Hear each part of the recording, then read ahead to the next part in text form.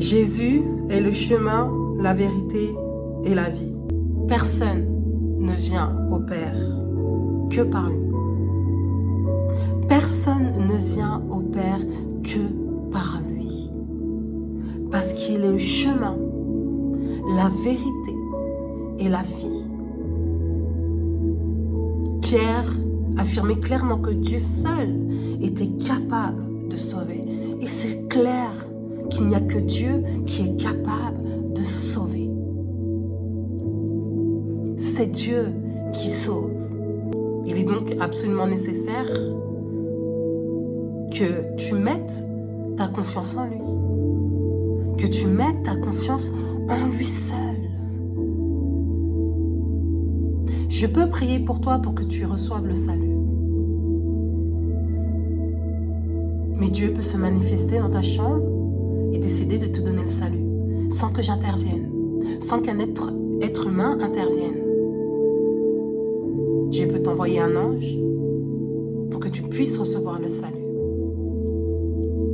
Ou Dieu peut mettre dans ton esprit qu'il veut te sauver et tu te mets à genoux et tu reçois ton salut.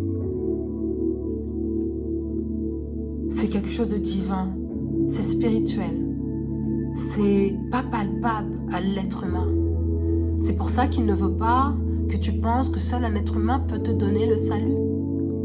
Il est la seule porte. Et ça doit être clair.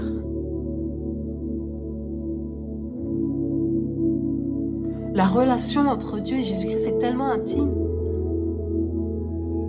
que personne n'obtient les clés de cette relation. Il n'y a que eux qui l'obtiennent. C'est pour ça qu'ils sont un peu identifiés comme un seul et même Dieu.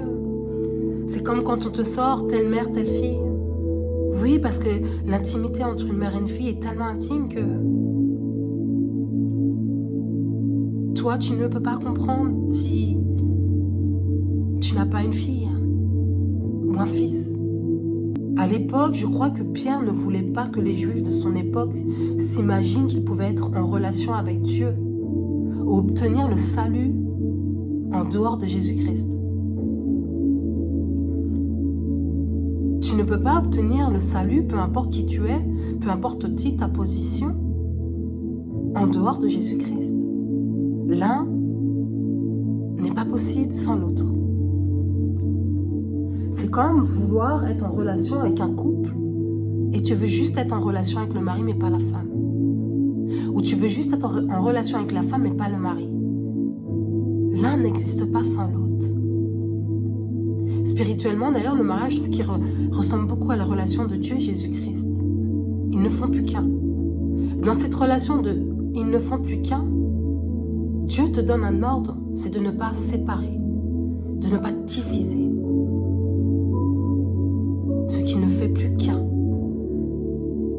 Une seule chair, une seule pensée, une seule destinée, un seul chemin, une seule porte.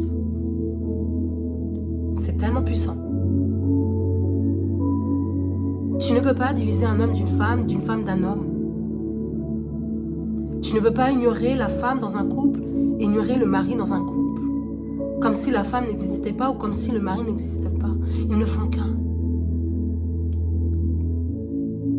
Quand tu as ce genre d'attitude-là, finalement, tu refuses d'obéir à Dieu.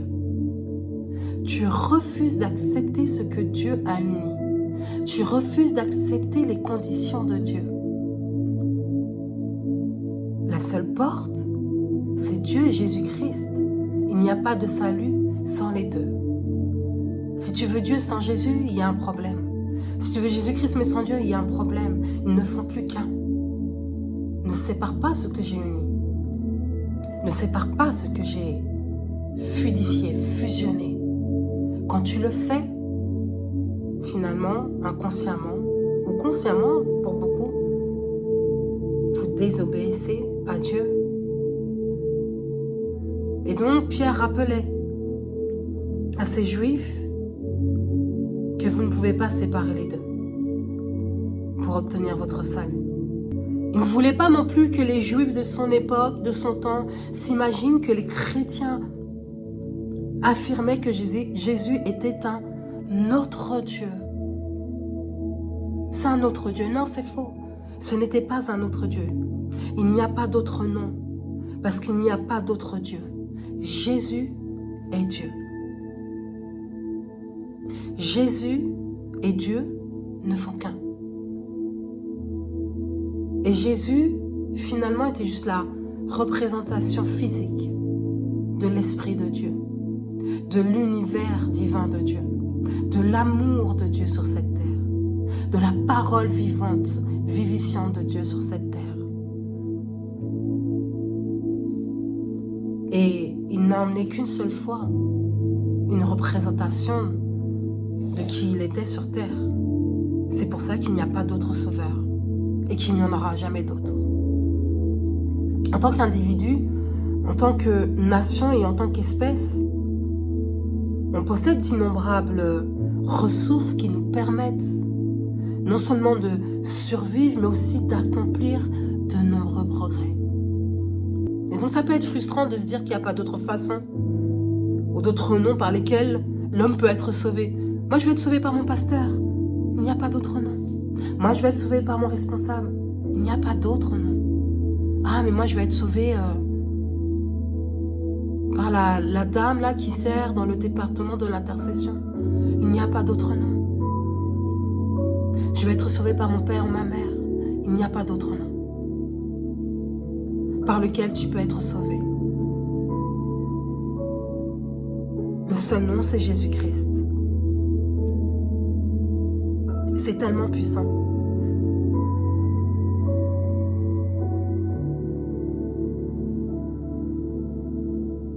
Si tu ne prêtes pas attention à ce message, tu vas être perdu, confus, dans le doute. Et ça peut être éternellement, pendant toute ta vie.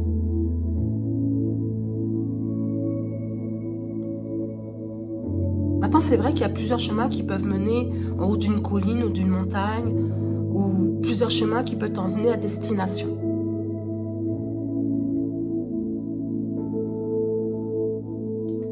Mais il n'y a qu'un seul chemin qui te permet d'aller au ciel. Il n'y a qu'un seul chemin qui t'emmène au ciel vers Dieu. Il n'y a qu'un seul chemin pour aller au royaume de Dieu.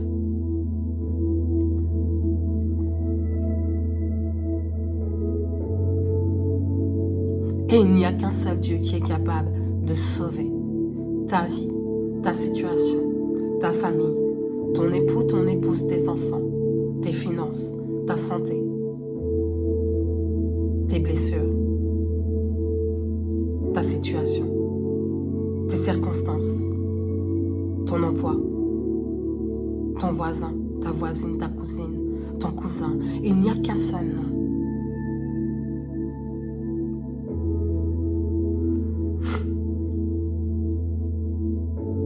Et ce nom, c'est Jésus-Christ. Soyez bénis.